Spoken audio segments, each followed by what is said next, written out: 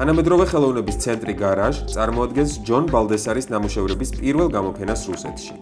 ჯონ ბალდესარმა შეარჩია მე-18 და მე-20 საუკუნეების ცნობილი მხატვრების გოგენის, მალევიჩის, მანეს, მატისის და უორჰოლის ხელოვნების ნიმუშები. თითოეულ შემთხვევაში ის ნამუშევარს ახალ სიცოცხლეს აძლევს. იღებს ცნობილი მხატვრების ნახატების გარკვეულ ფრაგმენტებს და ცალკეულ ნამუშევრებად წარადგენს.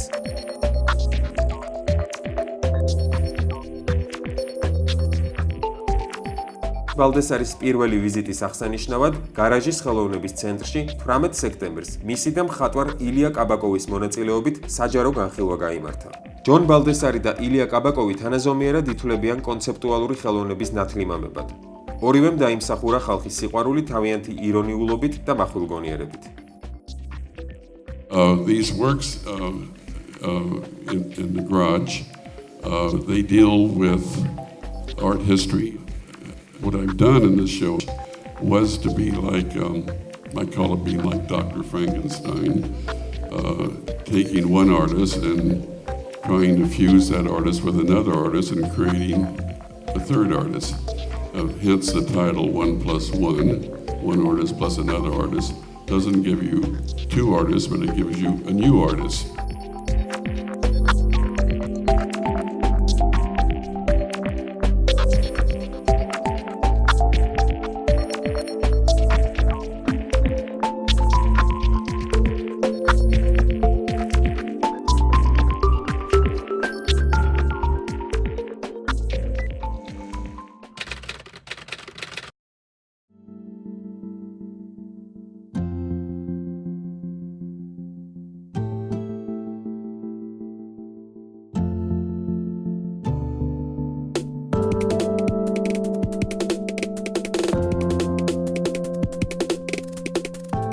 პარიზში გრანდ პალეს მთლიანი სივრცე მე-20 საუკუნის მხატვრის ჟორჟ ბრაკის რეტროსპექტივას დაეთმო.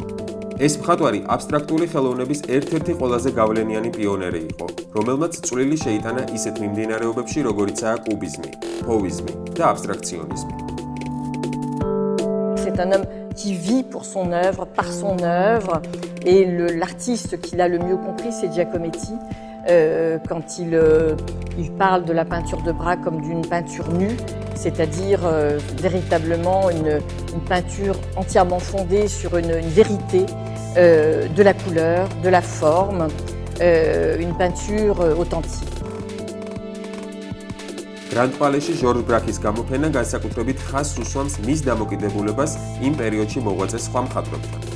აღსანიშნავია მისი კოლაბორაცია პაბლო პიკასოსთან. გამოფენა სრულად ასახავს მის შემოქმედებას და ამგვარად ბოლო 40 წლის მანძილზე ეს ჟორჟ ბრაკის ყველაზე მასშტაბური რეტროსპექტივაა.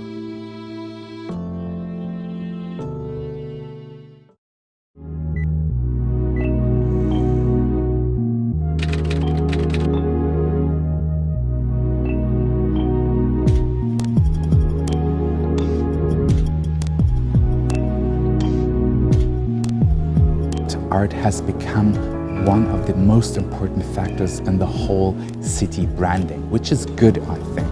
It's never going to be the banking capital of Germany or the world. So I think the cultural part of the city is so strong and so important, it's part of its identity, that this will continue to attract people, to attract curators from all over the world and artists. 17-დან 22 სექტემბრამდე ბერლინში გასული წლის წარმატებული სახელოვნებო პროექტი Berlin Art Week უფრო ვრცელი და საინტერესო პროგრამით ბრუნდება. Berlin Art Week-ში მონაწილეობენ ქალაქის თანამედროვე ხელოვნების წამყვანი დაწესებულებები. What happens is that you don't have your traditional booth and you show your program, but you really show yourself as a producer of a certain artist, and you produce a work together with an artist, and that's why we have so many new and site-specific works here. We don't have so many rules. It's almost like a festival, you know, with all the things happening and with the liveliness. So that's how we developed it further, and next year it might look totally differently.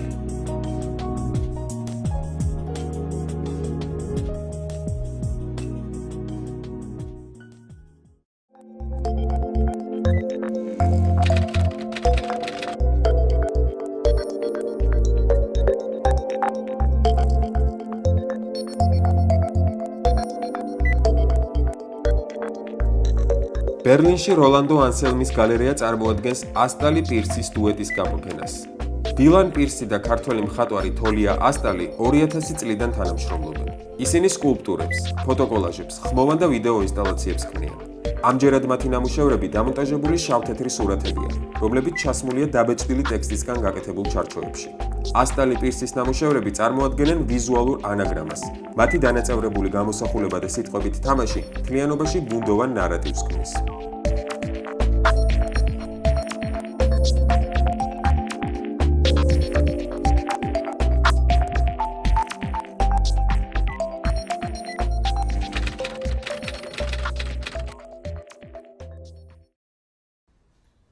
This is John Baldessari's pencil. This is John Baldessari's chair. This is what John Baldessari sees when he sits at his desk. This is a film about John Baldessari, the artist. John Baldessari decided that this film should be narrated by me, Tom Waits. He's got a great voice. Thanks, John. John Baldessari has been called the godfather of conceptual art, a master of appropriation, a surrealist for the digital age. He's made paintings, photographs, billboards, videos, films, sculptures, digital art, credit cards, and an iPhone app.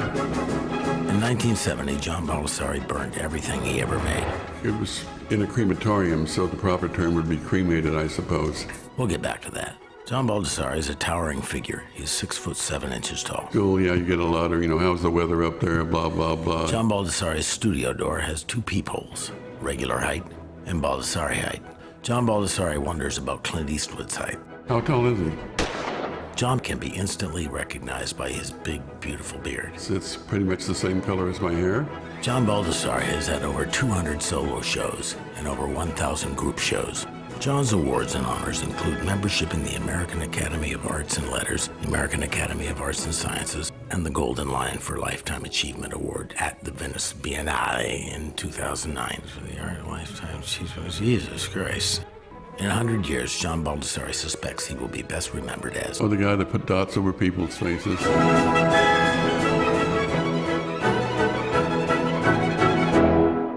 John Baldessari is so successful that he carries absolutely nothing in his pockets. Not a thing. John Baldessari was born and raised in National City, California, 15 minutes from the Mexican border. Another former resident is me, Tom Waits. The art scene in National City in the 1960s was... It was probably me. John printed text on canvas and he called it art.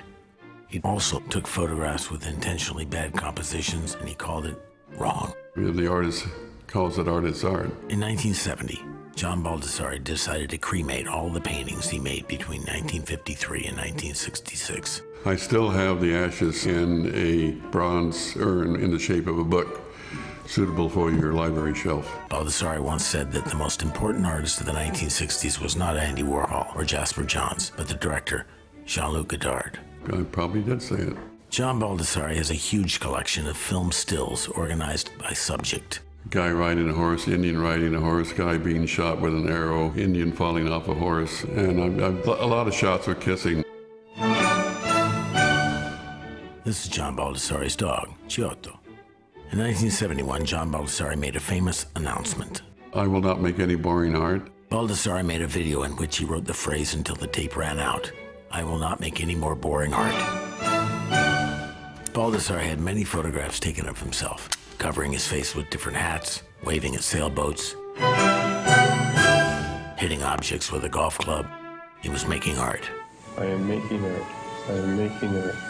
I am making art. One day, John Baldessari made a simple discovery: dots.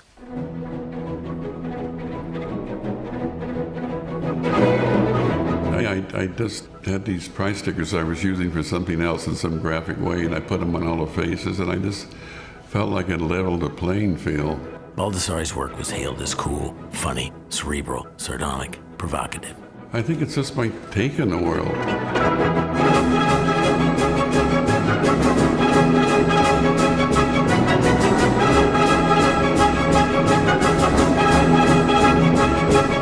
John Baldessari's name is internationally recognized. Cool. Ladies think his name sounds sexy. I can live with that. John Baldessari's recent blockbuster exhibition, Pure Beauty, started at the Tate Modern in London, traveled to Barcelona, then to LACMA, then finally touched down at the Metropolitan Museum of Art in New York City. John Baldessari has influenced an entire generation of the world's leading artists. His studio is filled with thank you notes and inscribed books. Some of the inscriptions say gratitude, friendship, thank you, and mentor. John Baldessari believes that every young artist should know three things. 1. Talent is cheap. 2. You have to be possessed, which you can't will. And 3. Being at the right place at the right time.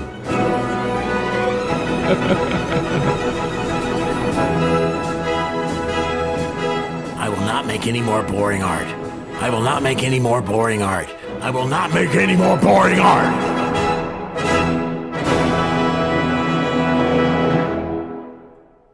This is John Baldessari waving goodbye. Bye, John.